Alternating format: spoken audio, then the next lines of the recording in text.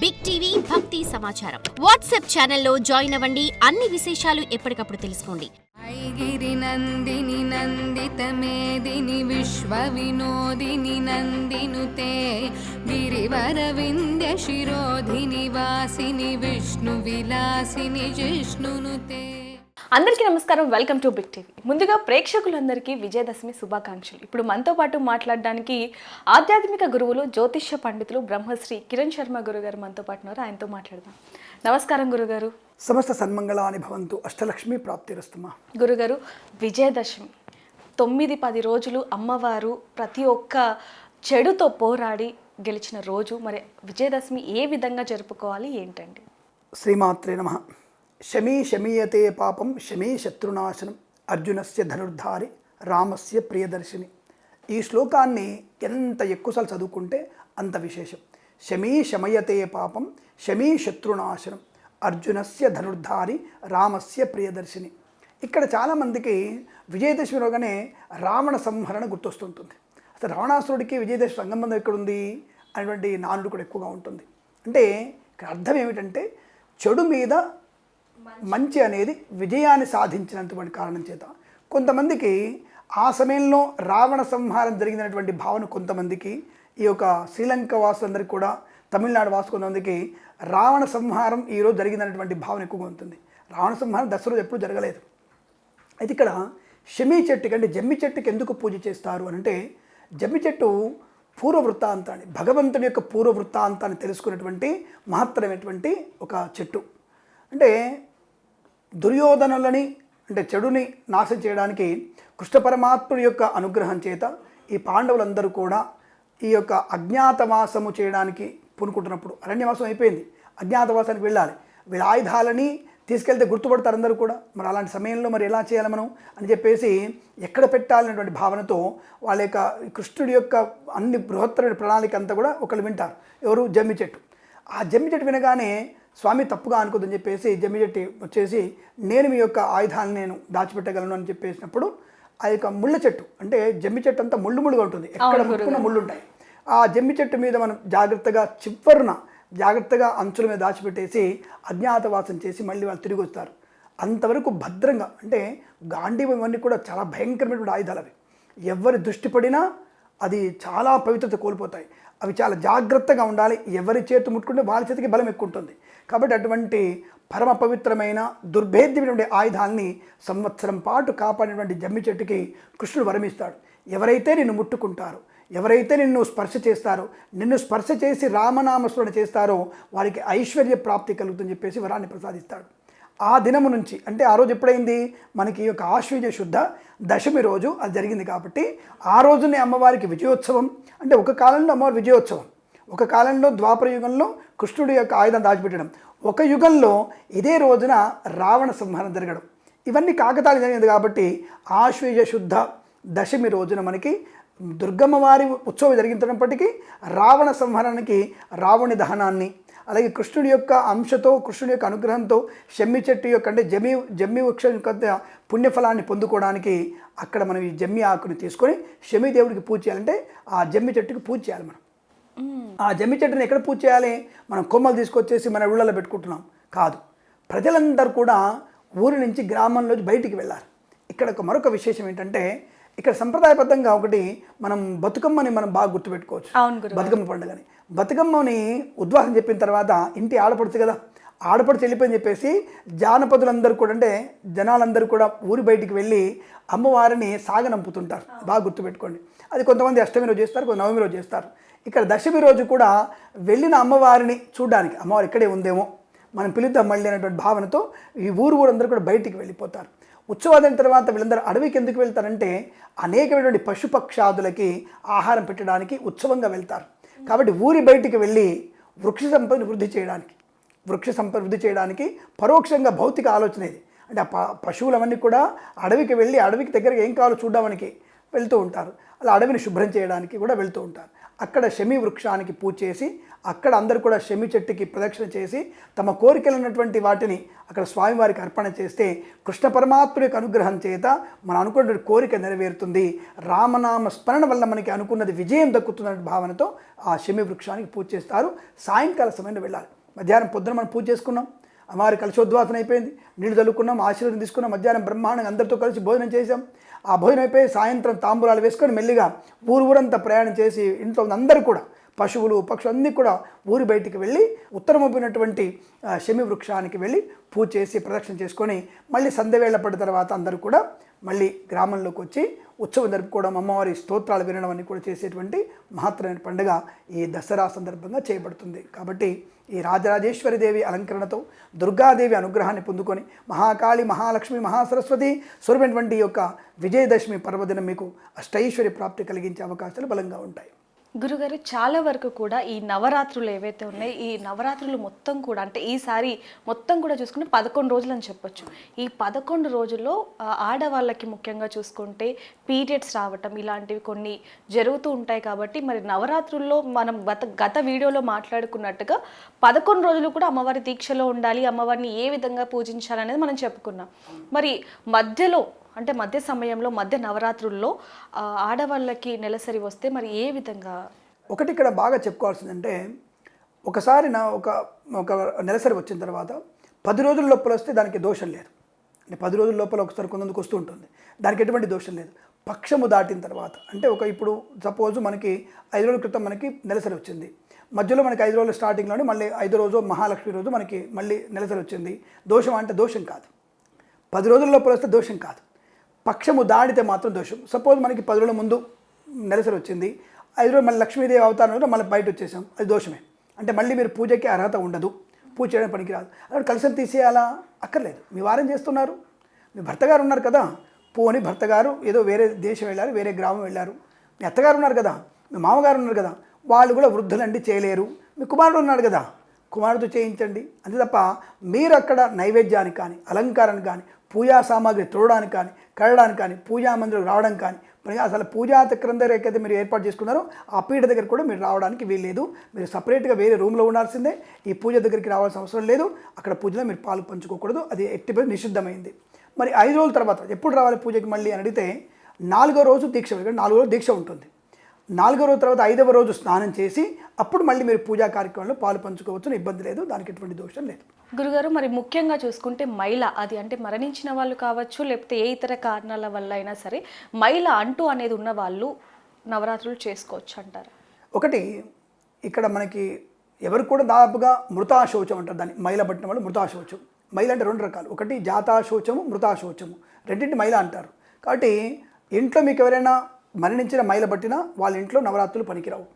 ఎవరైనా ఇంట్లో ఎవరైనా పిల్లలు పుట్టినా సరే వాళ్ళ ఇంట్లో నవరాత్రులు పనికొచ్చే అవకాశం లేదు. కాబట్టి ఆ ఇంటిలో ఎట్టి పరిస్థితుల్లో మృతాశౌచము, జాతాశౌచం ఉన్న వాళ్ళు ఈ యొక్క పూజలలో పురస్కారాల్లో పాలు పంచుకోకూడదు, దీక్ష ఉండదు, పనికిరాదు. అలాగే సపోజ్ ఇప్పుడు మా ఇంట్లో మా నాన్నగారు కాలం చేశారు, ఈ సంవత్సరం పాటు నేను ఎటువంటి కలశ స్థాపన పూజలు పునస్కారాలు చేయకూడదు, పనికిరాదు అన్న విషయాన్ని గుర్తుపెట్టుకోండి.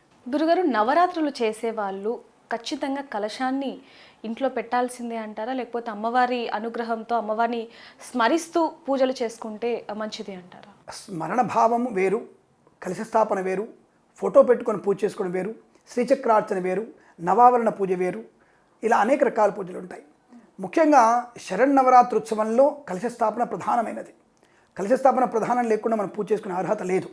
కానీ అందరిలో సాధ్యం కాదు కదా, సింగిల్ బెడ్రూమ్ ఉంది, 2 ఆడపిల్లలు ఉన్నారు, ఎప్పుడు నెలసరి వస్తుందో తెలియదు, తనకే నెలసరి తెలియదు, ఒకటే రూమ్ ఉంది, చేసుకోలేను. దానికి ఏం చేయాలి? ఒక గూట్లో అమ్మవారి ఫోటో పెట్టుకొని రోజు మీరు లలిత పారాయణం కానీ రోజు దుర్గమ్మవారి అష్టోత్తరం నిత్య దీపారాధన చేసుకోవడం కానీ చేస్తే తప్పకుండా మీకు అమ్మవారి శరన్నవరాత్రుత్సవం అనేటువంటి ఫలితమే దక్కుతుంది. కానీ కలశ స్థాపన చేయడం విశేషంగా చెప్పబడింది. శరన్నవరాత్రుత్సవాలు చాలా గంభీరమైనవి, ప్రత్యేకమైనవి, చాలా పద్ధతితో చేయాల్సినవి. కాబట్టి వీలైనంతవరకు కలశం చేసుకోవాలి. వీలు కానప్పుడు ఫోటో పెట్టుకొని స్మరణ చేసుకోవచ్చు, జపం చేసుకునేటువంటి ప్రయత్నం కూడా చేస్తే స్మరణ మాత్రైన భావం అంటే భావమాత్రంలో విశేషమైన ఫలితం ఉంటుంది. కాబట్టి మీరు అమ్మవారి స్మరణ చేసినా మీకు అష్టైశ్వర్య ప్రాప్తి పొందుకోవచ్చు, ఇబ్బంది లేదు. గురుగారు మరి ఈ ప్రశ్న అడగచ్చో లేదో తెలియదు గురుగారు, అంటే గత వీడియోలో కింద కామెంట్స్లో వచ్చాయి కాబట్టి మీ దృష్టికి తీసుకొస్తున్నాము. అంటే ఈ నవరాత్రుల్లో విజయదశమి వరకు కూడా చూసుకుంటే భార్యాభర్తలు అన్యోన్యంగా ఉండొచ్చా? లేదు, ఇద్దరు కూడా అంటే ఎట్టి పరిస్థితుల్లో అటువంటిది దీక్ష అనేదే బ్రహ్మచర్య దీక్ష. మీరు అడిగేది బ్రహ్మచర్యంగా ఉండాలనేది. అసలు ఈ యొక్క ఉత్సవానికి ప్రారంభానికి 3 రోజుల ముందు అంటే మనకి భాద్రపద అమావాస్య కంటే కూడా త్రయోదశి నుంచి, భాద్రపద బహుళ త్రయోదశి నుంచి మళ్ళీ అమ్మవారు అంటే మనకి 4వ తేదీ అంటే ద్వాదశి వరకు, అంటే ద్వాదశి రోజు కూడా మనం బ్రహ్మచర్య దీక్షలో ఉండాలి. అంటే 15 రోజుల దీక్షలో ఉండాలి మనం. అది బ్రహ్మచర్య దీక్ష ఉండాలి, ఏకభుక్తం ఉండాలి, గ్రామాంతరం వెళ్ళకూడదు, మహిళలకి శాతజానికి వెళ్ళకూడదు. దీక్ష అనేది దీక్షనే ఉంటుంది. అమ్మవారి కొరకు ఈ దీక్ష చేస్తున్నాను కాదు, నా మంచి కొరకు అమ్మవారిని నేను కోరుకోబోతున్నాను దీక్ష అని చెప్పి తప్ప నువ్వు నువ్వేంటి అమ్మవారి కోసం ఈ దీక్ష ఎందుకు? అమ్మవారి దీక్ష నువ్వు అక్కర్లేదు. అమ్మవారికి బ్రహ్మాండం ఎలా ఉండాలో తెలుసు కాబట్టి దాని గురించి మీరు ఆలోచించకూడదు. అమ్మవారి దీక్ష కొరకు అంటే మా అమ్మవారిని సేవించడం కోసం నేను దీక్ష తీసుకుంటున్నాను అన్నటువంటి భావనతో ఉండాలి తప్ప భార్యాభర్తలు కూడా బ్రహ్మచర్య దీక్ష ఉండాలి అంటూ ఎటువంటి సందేహం లేదు. మీరు అడిగిన ప్రశ్న సమాధానం, ఎట్టి పరిస్థితుల్లో కూడా మీరు బ్రహ్మచర్య దీక్ష లేకుండా ఎటువంటి దీక్షలు ఉండవు, పనికిరావు. అయితే గురుగారు ముఖ్యంగా చూసుకుంటే ఈ నవరాత్రుల్లో చాలామంది కూడా దీక్ష తీసుకుంటూ ఉంటారు, భవానీ దీక్ష అనేది. ఆ భవానీ దీక్ష ఏ విధంగా చేయాలంటారు? ముఖ్యంగా నియమాలు ఏ విధంగా ఉంటాయి? ఒకటి, చాలామంది ఏదో అయ్యప్ప స్వామి మాలలాగా చేస్తుంటారు. చాలామంది అయ్యప్ప స్వామి దీక్షని గొప్పదనుకుంటారు. అయ్యప్ప స్వామి దీక్ష తీసుకొని ఎటువంటి తప్పులు చేస్తారో మాకు తెలుసు. చాలామంది తప్పులు చేస్తారు, మొహమాట లేకుండా చెప్తున్నాను నేను. ముఖ్యంగా అయ్యప్ప స్వాములు ఏకభుక్తమే చేయాలి. అసలు 2 పూటల భోజనం చేయకూడదు మీరు. రెండవది, ఈ కన్యస్వామి అని చెప్పేసి కత్తిస్వామి అని చెప్పేసి వాళ్ళ పుట్టలు పెట్టి పుట్టబాల కొట్టడం అనేది పూజ లేదు. అంటే అర్ధభోజనం చేయాలి. అర్ధభోజనం అంటే కడుపులో సగం మాత్రమే తినాలి, సుష్టిగా తినకూడదు. నువ్వు కన్యస్వామి బాగా తినాలి, నువ్వు పెద్ద పాదం పోవాలి. నువ్వు ఎంత తిన్నా, కిలోలకు తిన్నా నువ్వు 40 రోజుల తర్వాత వెళ్ళేది అదే పాదం వెళ్ళాల్సిందే. కాబట్టి అంటే ఎందుకు చెప్తున్నా అక్కడ పొద్దున్నే చాయ్ బండి దగ్గర టీ తాగుతారు. పొద్దున్నే మేము అయ్యప్ప మాల వేసుకొని టిఫిన్ చేస్తున్నాం అంటాడు, పొద్దున్న టిఫిన్ తింటాడు. అదొకటి కాదు, దోశ, ఇడ్లీ, పూరి, వడ దట్టంగా పట్టిస్తారు. అసలు ఇట్లాంటి పనికిరావు. అమ్మవారి భవానీ మాల వేసుకున్న వాళ్ళు ఖచ్చితంగా మీరు ఏకభుక్తమే. మధ్యాహ్నం పూట మాత్రమే భోజనం చేయాలి. రాత్రి అల్పాహారం 8 లోపలే తినాలి. 8 లోపలే తినాలి అంటే 8 లోపలే భజన అయిపోవాలి. 8 లోపలే భోజనం చేసి అంటే అల్పాహారం 2 ఇడ్లీలు 2 వడలు మాత్రమే, అంతకు మించి తినకూడదు. అర్ధాకలితోనే ఉండాలి మనం. అలా ఉన్నప్పుడే భగవంతునికి అనుగ్రహాన్ని పొందుకునేటువంటి ప్రయోజనాన్ని పొందుకుంటాం అవకాశం ఉంటుంది. కాబట్టి దీక్ష అనేది బ్రహ్మచర్యము, ఇతరుల మీద రాగద్వేషం లేకుండా, కోపతాపాలు లేకుండా, లోభమైనటువంటి స్థితి లేకుండా నిరంతరం అమ్మ నామస్మరణ. అమ్మ చూసుకుంటుంది. నీకున్నటువంటి తత్వం ఏదో నువ్వు దీక్ష తీసుకొని ఎటువంటి తప్పులు చేస్తున్నావో నీకు తెలుసు. ఆ విషయం అమ్మవారికి తెలుసు, మాకు తెలియకపోయినా అమ్మవారికి తెలుస్తుంది. కాబట్టి ఎలా ఉండాలో దీక్షగా, బ్రహ్మచర్యంగా, లోపభూయిష్టంగా జరగకుండా ఎంతవరకు పూజ చేయండి. ఒక భవానీ మాల అమ్మవారి ఫోటో పెట్టుకొని అమ్మవారికి కలశ స్థాపన చేసుకొని రోజు అమ్మవారికి అష్టోత్తరాలు చెప్పుకుంటూ 41 రోజులు మండల దీక్ష చేసే. దాంట్లో అర్ధమండలం అంటాడు లేదు, మండల దీక్ష ఒకటే ఉంటుంది. అర్ధమండల దీక్ష, దశదిన దీక్ష ఇలాంటివన్నీ లేవు. కాబట్టి 41 రోజులు దీక్ష చేసే వాళ్ళు ఉంటే మాత్రమే దీక్ష చేయండి. ఎక్కడ కూడా 21 రోజులు చేయొచ్చు, 10 రోజులు చేయొచ్చు, ఒకరోజు మాల వేసుకొని వెళ్ళొచ్చు. దానికి మాల ఎందుకు? డైరెక్ట్ అమ్మవారి దగ్గరికి దండం పెట్టుకుని సరిపోద్దిగా. కాబట్టి అటువంటి మాలలు లేవు. 41 రోజులు అమ్మవారికి ఎరుపు రంగు వస్త్రాలు వేసుకొని నిరంతరం అమ్మనామస్మరణ, నిరంతరం దుర్గాదేవి స్తోత్ర పారాయణం, ఐగిరి నందిని పాటలు పాడుకుంటూ ప్రశాంతంగా ఉండి అమ్మవారిని మీరు దర్శనం చేసుకొని ఇరుముడి కట్టుకుని అమ్మవారి దగ్గరికి వెళ్ళి ఆ ఇరుముడి ప్రసాదాన్ని అమ్మవారికి అప్పచెప్పి మీ దీక్ష విరమణ చేయొచ్చును. జాగ్రత్తగా ఉండాలి. అంటే నియమ నిష్టలు బాగా ఉండాలి. తప్పకుండా నియమిస్తూ ఉండాల్సిందే. ఎక్కడ చావుకి పుట్టుకకి వెళ్ళకూడదు, పనికిరాదు, గుర్తుపెట్టుకోండి. గురుగారు ముఖ్యంగా నవరాత్రులు అనగానే చాలామంది కూడా దాన ధర్మాలు చేస్తూ ఉంటారు. మరి అంటే చేసిన పాపాలు కావచ్చు, లేకపోతే ఏవైతే పితృదోషాలు ఏవైతే ఉంటాయో వాటికి సంబంధించి ఈ నవరాత్రుల్లో ఏమేమి దానంగా ఇస్తే అవి పోతాయంటారు? తప్పకుండా మీరు గుర్తుపెట్టుకోండి, అన్నదానం ముఖ్యమైనది. ముఖ్యంగా అన్నదానం చేసుకోవడం, తదుపరి వస్త్రదానం చేసుకోవడం చాలా విశేషమైనది. అంటే చిన్నపిల్లలకి మనం దాదాపుగా వస్త్రదానము, పుస్తకాలు మనం నవరాత్రులు చెప్పుకున్నాం, మనం పుస్తకాల దానం చేయడం కూడా చాలా విశేషం. కానీ విశేషంగా చెప్పబడింది అన్నదానం, వస్త్రదానం. ఆ తర్వాత ముఖ్యమైనది, ఆ తదుపరి ముఖ్యమైనది ఈ యొక్క దుప్పటి అంటే కంబళి దానం, చెప్పులు దానం. ఈ పదార్థాలు, ఈ వస్తువులు దానం చేసినట్టయితే మన పూర్వజన్మలు చేసినటువంటి పాపకర్మ దోషం తొలగిపోయి పుణ్య ఫలితాన్ని పొందుకునేటువంటి అవకాశం ఉంటుంది. వీలైనంతవరకు ఇది దానం చేయండి. రోగగ్రస్తులకు కూడా వారి సమయటువంటి మందులు లాంటి మనం ఇప్పిస్తే కూడా మంచి ఆరోగ్యవంతమైన శుభలక్షణాన్ని పొందుకుంటారు. ఇది మనకి మంచి ప్రయోజనాన్ని కలిగిస్తుంది. పిల్లలకు కూడా అనుకూలతని, ఆనందాన్ని కలిగిస్తుంది. విద్యా సంపన్నత కూడా బాగా ఉంటుంది. గురుగారు ముఖ్యంగా నవరాత్రులు అనగానే చాలామంది వాళ్ళు చేసిన పాపాలు పోవటానికి బ్రాహ్మణులకి బియ్యం, కూరగాయలని, ఉప్పు, పప్పుల్ని ఇస్తూ ఉంటారు. అవి ఎంతవరకు ఇవ్వాలి అంటారు? ఎందుకంటే కొంతమంది చూసుకుంటే ఓన్లీ పిడికెడు బియ్యం, లేదంటే 2 ఉల్లిపాయలు, 2 పచ్చిమిర్చి, 2 టమాటా ఇలా ఇస్తూ ఉంటారు. కానీ కొంతమంది పండితులు ఏం చెప్తూ ఉంటారంటే అలా కాదు ఇవ్వటం, కుటుంబానికి సరిపోయేలాగా లేదా ఒక్క పూటకి సరిపోయేలాగా ఇవ్వాలి, కానీ అడుక్కునే వాళ్ళకి అంటే భిక్ష అటాన చేసే వాళ్ళకి ఇచ్చినట్టుగా ఇవ్వకూడదు, దానికి ఇంకా పెద్ద పాపాన్ని మూట కొట్టుకుంటారు అంటూ ఉంటారు, మూట కట్టుకుంటారు అనేది. అందులో వాస్తవం ఉంది అంటారు? 100% వాస్తవం ఉంది. ఇప్పుడు ఒక బ్రాహ్మణుడు అంటే ఇక్కడ అప్రస్తుతమైన ఒక విషయం చెప్తాను మీకు. నేను చాలామంది సత్యనారాయణ చవితి అంటాం, ఏదన్నా ఇంకోటి నవగ్రహాల పూజ అంటాం, పంతులు గారికి లిస్ట్ ఇస్తాడు, తమలపాకులు, వక్కలు, ఖర్జూరాలు, గంధం, బియ్యం అని ఇస్తారు. ఇక్కడ తెచ్చే యజమానులు తెస్తారా, ఇచ్చేటువంటి షాపు వాడిస్తారో తెలియదు, కానీ పాడైపోయిన బియ్యము, పురుగు పట్టిన బియ్యము, నూకల బియ్యము, ఖర్జూర పళ్ళు అన్ని కూడా పాడైపోయిన ఖర్జూర పళ్ళు ఇవన్నీ ఇస్తారు. సరే, ఒక వస్త్రం అంటే ఒక చీకిపోయినటువంటి గుడ్డ లాంటివి ఇస్తారు. సరే, ఆ వస్త్రం వేస్తారు. సరే, హోమానికో బియ్యం దానికి చేసినప్పుడు ఆ బియ్యం తీసుకెళ్తుంటే అబ్బా అన్నీ అయ్యగారు దుబ్బుకెళ్ళిపోతానంటాడు. ఇప్పుడు నవగ్రహాల పూజ చేసిన తర్వాత ఆ బియ్యాన్ని ఎందుకు తినాలి మేము? దాని 9 గ్రహాలని ఆవాహనం చేసి స్థిరంగా కూర్చోబెట్టి ఆ బియ్యాన్ని తర్వాత అయ్యగారు తీసుకుంటారు, అయ్యగారికి ఇచ్చేస్తారు. కానీ ఇచ్చినప్పుడు ధనము అది పాడైపోయి ఉంటుందిగా, దానికి పంచామృతాలు వేస్తారు, కుంకుమ వేస్తారు, పసుపు వేస్తారు, బుక్క గులాలు వేస్తారు, అన్నీ వేసేసి ఈగలు వాళ్తాయి, కొబ్బరి నీళ్ళు పడతాయి. అన్ని పడిన బియ్యాన్ని ఇంటికి తీసుకెళ్ళి ఆ భార్యకి ఇస్తే ఆ భార్య కడిగి వాటిని తన్న వండి పెడుతుంది. అంటే మీరు చేసినటువంటి పాపకు ఏం చేస్తున్నారు? మయా కృతేన సర్వ పాప ప్రయచ్ఛార్థం మమ జన్మ నక్షత్రవశాత్ నామ నక్షత్రవశాత్ నవగ్రహ పీడా పరిహారార్థం శనేచ గ్రహ పూజ కరిష్యే నవగ్రహ పూజ కరిష్యే అని చెప్తారు కదా. ఇటువంటి పూజలు చేసి మీరు నవగ్రహాన్ని ఆవాహనం చేసి ఆ బియ్యాన్ని మా మీద పెడతారు. ఆ బియ్యాన్ని మా ఇంటికి తీసుకెళ్ళి మేము మీరు ఇచ్చినటువంటి నవగ్రహాల బియ్యాన్ని మేము తింటాం. మరి ఆ బియ్యానికి అసలు మంచి బియ్యం ఇవ్వాలిగా. ఆ స్పృహ కూడా మీకు లేదా? లేదా తిన్న తర్వాత అంతలో పంతులు దొబ్బకెళ్ళిపోతాడు రా. సరే, మేము 50 కిలోలు ఇచ్చావు, 100 కిలోలు ఇచ్చావు, మాకు పాడైపోయిన బియ్యాన్ని ఎవరు పోతే అవి ఒకవేళ పోగానే మేము పెట్టుకోము, అవి ఎండిపోయి పాడైపోయి ఈగలు వాలి అవి తర్వాత 5 రోజుల తర్వాత మావిడ కడిగి శుభ్రం చేసి మాకు అన్నం పెడితే అన్నం తింటాం. మేము నీ పాపాన్ని భుజిస్తున్నట్టుగా ఆ భుజించి మళ్ళీ మేము సంధ్య మార్చుకొని గాయత్రి జపం చేసుకుంటే పాప ఫలితం పోతుంది మాకు. అయితే పాప అట్లా అంటుకుంటుంది మాకు. దానివల్ల కదా బాపనోడు ఎదుగుదల లేకుండా ఉంది. అందరూ ఓహో బాపనుడు బాగా పెరిగిస్తున్నాడు, బాపనుడు బాగా డబ్బులు సంపాదిస్తున్నాడు అంటే భావన ఎక్కువగా ఉంటుంది. కాబట్టి ఇక్కడ మీరు అడిగే ప్రశ్నకి అటువంటి మనం పూజ చేసేటువంటి బియ్యము కానీ పదార్థాలు కానీ చాలా జాగ్రత్తగా ఇచ్చి ఆ పీఠం మీద పాడైపోతాయి కదా, దాని నిమిత్తంగా మరొక 2 కేజీల బియ్యం, ఒక 1/4 కిలో కందిపప్పు ఇచ్చేసి అయ్యా బియ్యం పాడైపోయినాయి, ఇవితో పాటు ఇవి తీసుకెళ్ళండి అంటే బ్రాహ్మణుడు సంతోషపడతాడు. ఇప్పుడు మీరు అడిగిన ప్రశ్నకి సమాధానం పిడికెడి బియ్యం ఇవ్వడానికి కాదండి, ముష్టివాడు కాదాయన. మీకు బ్రాహ్మణుడు చేసి ఆశీర్వచనాన్ని ఇస్తాడు. అంటే మీ ఇంట్లో ఐశ్వర్యము, పిల్లా పాపలతో సుఖజీవనాన్ని పొందడానికి, ఐశ్వర్య ప్రాప్తికి, గృహయోగానికి ఆయన చల్లటి వేద మంత్రాలతో మిమ్మల్ని ఆశీర్వదించేటువంటి మహత్తుగైనటువంటి బ్రాహ్మణుడు. అటువంటి వాడికి కుటుంబ పోషణ కొరకు మీరు అయినటువంటి 4 వ్యక్తులకి సరిపడేటువంటి బియ్యము, పప్పు, ఉప్పు, నెయ్యి అవన్నీ కూడా బ్రాహ్మణుడికి, కాయకూరలు, ఆకుకూరలు, పెరుగు, పాలు, నెయ్యి ఇవన్నీ కూడా పదార్థాలు తప్పకుండా బ్రాహ్మణుడికి దానంగా ఇవ్వడం వల్ల మీకు దాన పుణ్య ఫలం కలుగుతుంది. దానివల్ల అద్భుతమైనటువంటి అదృష్టం కూడా పొందుకునే అవకాశాలు ఖచ్చితంగా ఉంటాయి. కాబట్టి మీరు అడిగిన ప్రశ్న 4 సరిపడేటువంటి పదార్థాలు దానంగా ఇవ్వడమే శ్రేయస్కరం, శుభప్రదంగా చెప్పబడుతుంది. అది ఒక్క పూటకైనా సరే సరిపోయేటట్టుగా ఉండాలి. ఒక పూట భోజనం చేయడానికి సరిపోవాలి. అయితే గురుగారు, ముఖ్యంగా తెలంగాణలో చూసుకుంటే నవరాత్రులు అంటే విజయదశమి అనగానే పెద్దలకి పెడుతూ ఉంటారు, అంటే చనిపోయిన వాళ్ళకి. సో చనిపోయిన వాళ్ళకి అసలు ఏ రోజు పెట్టాలి అంటారు?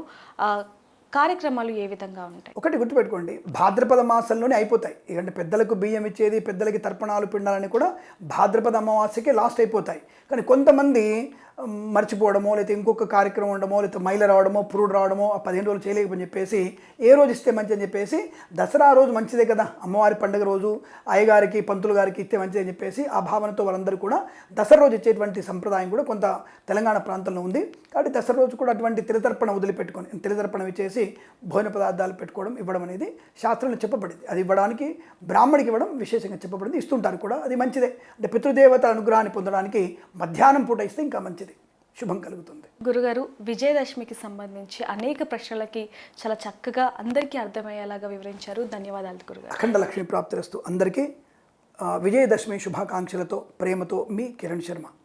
ఐగిరి నందిని నందిత మేదిని విశ్వ Vinodini నందినుతే గిరివర Vindhya శిరోధిని వాసిని Vishnu విలాసిని జిష్ణునుతే. For more videos like this, subscribe Big TV channel.